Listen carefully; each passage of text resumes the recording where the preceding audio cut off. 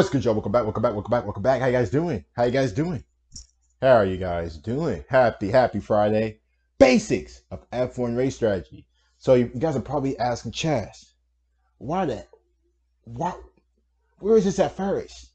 And I was like, Chaz, I've never done actual race strategy, the basics. I don't think we have actually done like the basics of F1. We have reacted to drivers, crazy ass moments, stuff like that, but never really the basics. So we are finna react to and we are finna see what it's talking about. But before the video starts, don't forget to like the video and sub. Also, sorry about yesterday. It was Thanksgiving, so I was with family, so I couldn't record. But I did make a post, so you guys probably did see that. Big up to y'all. Anyway, let's go and get started. Hello everyone. Hello. Let's have a quick look at something that we've taken for granted for way too long. Let's look at race strategy. This is important. This is important. You have to. Crew chiefs need to know when to pit, to change tires or not, do this or do that. Very During important. an F1 weekend, you'll hear things like, we're expecting one-stop strategies at this track. Yeah. Or two-stop strategies are the norm, but some teams might try and go for the one-stop. Right. What factors determine what make the I best don't cap. strategy I'm at a like, given what the track? hell is two stop, And one how stop? do teams go about calculating this? In this video, I'm going to go over the basic variables that build towards an effective race strategy. Let's simplify this right down to make it easier to see how everything works. Let's start by imagining a 10-lap race. Okay. I'm going to draw a bar chart with the length of each bar representing a lap time. Let's start by looking at different pit strategies with different compound tyres. Let's say at a certain race you've got the soft tyre that lasts for 5 to 6 laps and will give you lap times of 80 seconds. Okay. And the super soft tyre, which will last for about 3 or 4 laps and give you lap times of 75 seconds, so 5 seconds quicker. A pit stop will cost you 25 seconds no matter what tyres you've got on. For the moment, we're going to ignore all other variables and rules. We're just keeping it simple to start. Okay, so one strategy could be running the soft tyre for 5 laps, All right. pitting, and then running the soft tyre for another 5 laps. Another strategy could be running the super softs for 4 laps, pitting, running them for another 3 laps, pitting again, and then running a third set of super softs until the end. Which is the better strategy? The top one. Well, we can work this out by adding up all the lap times plus the pit stops, and this is the only maths I'm going to do in this whole video. Good. Don't worry. I hate math. The one-stop soft tyre strategy is 80 seconds a lap times 10 laps 800. plus the 25 seconds for the pit stop. That comes to 825. 825 seconds for the whole race. Hey, your boy knows his The math. two-stop super soft strategy is 75 seconds times the 10 laps 750. plus 2 times the 25-second pit stops. That all adds up to 800 seconds. Ooh.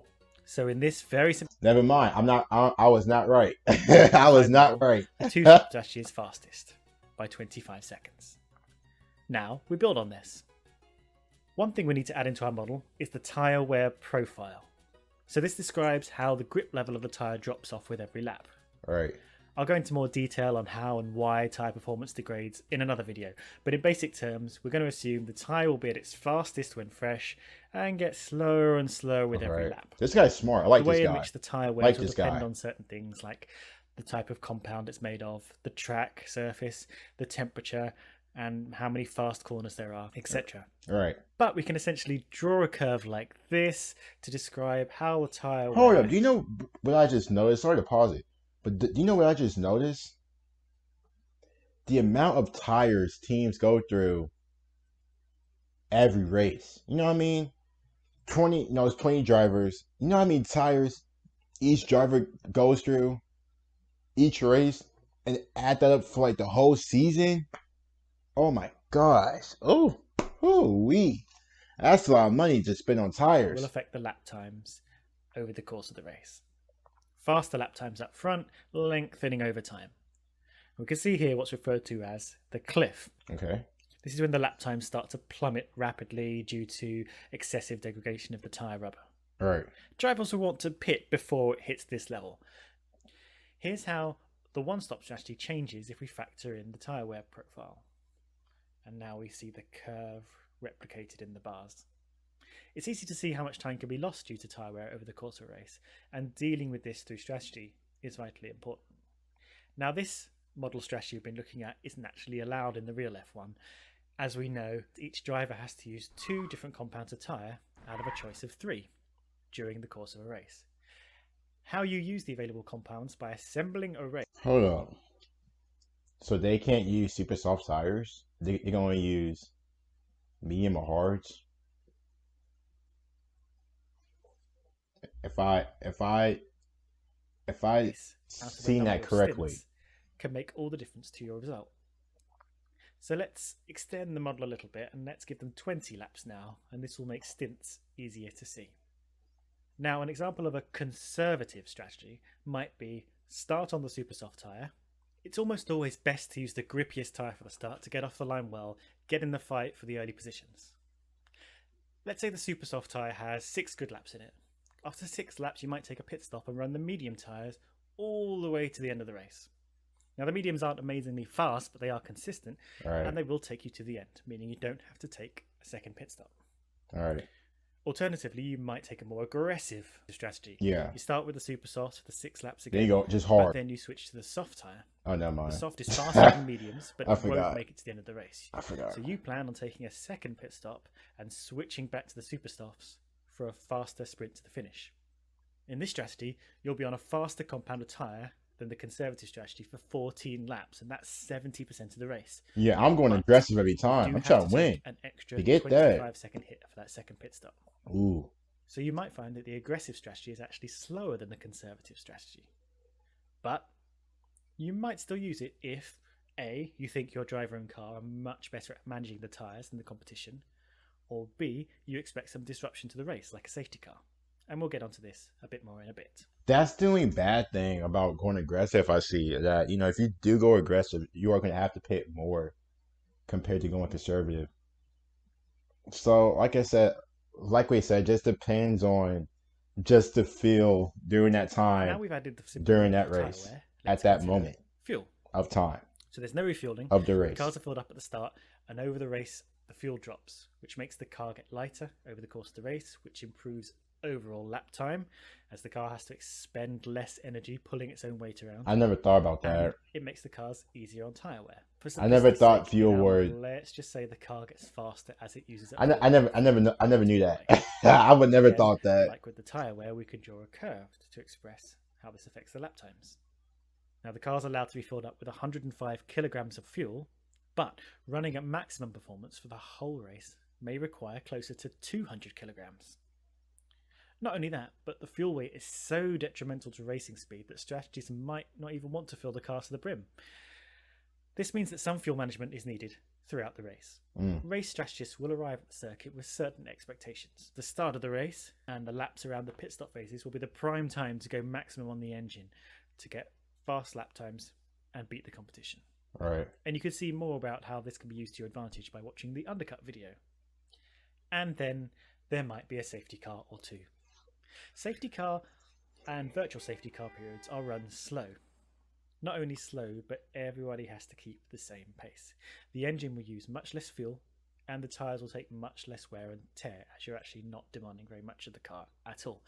This means that the more laps that are run behind the safety car, the harder the cars can run in the remaining laps of the race. They can take the softer tyres longer. They can run in higher engine modes for longer. If the safety car period occurs here, this neutralises these laps, which, and bear in mind I am oversimplifying this, effectively chops these laps out of the race. Okay. In the example here, the safety car comes out on lap 12 for 3 laps. At the time, the teams were expecting 8 more laps of racing, but now they've only got 5 more laps of racing. The car on the conservative strategy can now switch things up, take a free pit stop, and match the pace of the aggressive super strategy for the rest of the race. Now, you can't predict a safety car or virtual safety car, but you can make an educated guess. Some tracks, like Monaco or Singapore, have a high chance of a safety car occurring.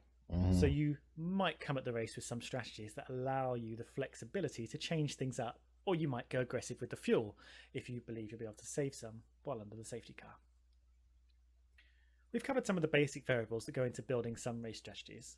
There are other factors that will need considering along the way, which I'll just briefly run through quickly. 1. The weather.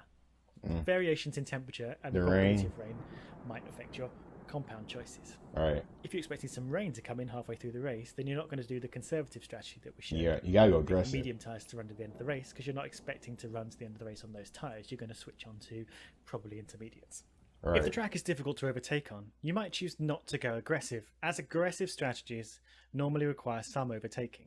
You take the extra pit stop, which puts you behind other cars, who you'll now need to overtake in order to exploit your lap time potential.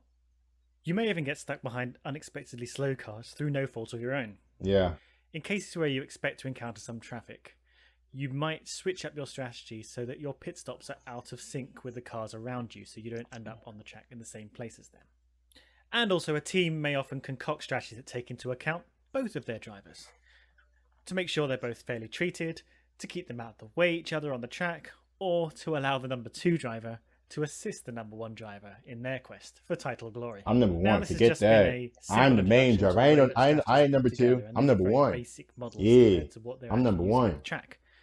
But at its very essence, you're always modelling how lap times are expected to unfold, adding those times together and trying to come up with a strategy that produces the smallest overall race time from all of those laps. It's simple, really. Right? Right? Right. My bad. That was interesting. That was very, very interesting. Shout out to bro. That was interesting. So, if you go aggressive,